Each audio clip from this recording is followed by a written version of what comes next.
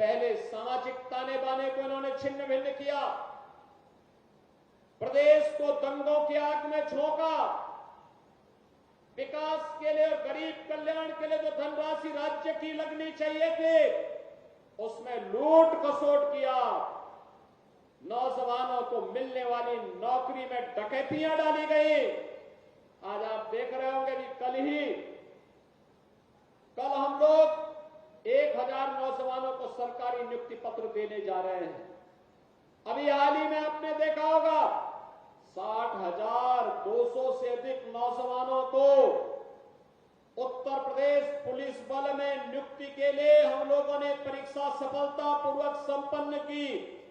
मैं कहता हूं ये देश ही नहीं, दुनिया की किसी भी सिविल पुलिस की सबसे बड़ी भर्ती थी, सबसे बड़ी भर्ती, और कहीं कोई शिकायत नहीं, कोई भेदभाव नहीं, कोई भ्रष्टाचार नहीं।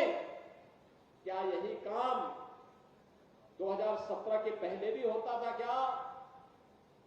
2017 के पहले हर नौकरी बिकती थी, उसकी नीलामी होती थी, वसूली में चाचा और भतीजा समान के भागीदार होते थे, और बाद में जब ज्यादा वसूली होती थी तो चाचा को धकेल दिया जाता था, भतीजा अकेले ही बैग लेके भाग जाता था।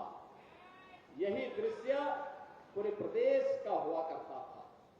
विकास के नाम पर भी यही लूट खसोट मची हुई थी, यही लूट पूरे प्रदेश में बची हुई थी। बहनों और भाइयों, इनको मैनपुरी की चिंता नहीं थी, इनको इटावा की चिंता नहीं थी, इनको स्वयं की चिंता थी। इनको प्रदेश की चिंता नहीं थी, क्योंकि इनको स्वयं की चिंता थी।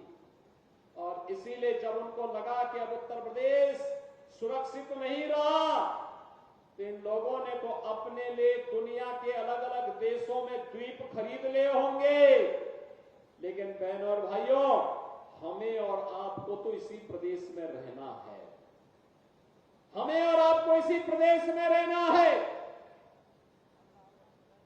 चाचा की तो नियति ही है हमेशा धक्का खा करके वहीं पड़े रहना, लेकिन बहनों और भाइयों, उत्तर प्रदेश वासियों को धक्का खाने की आदत से अपने आप को हारना पड़ेगा।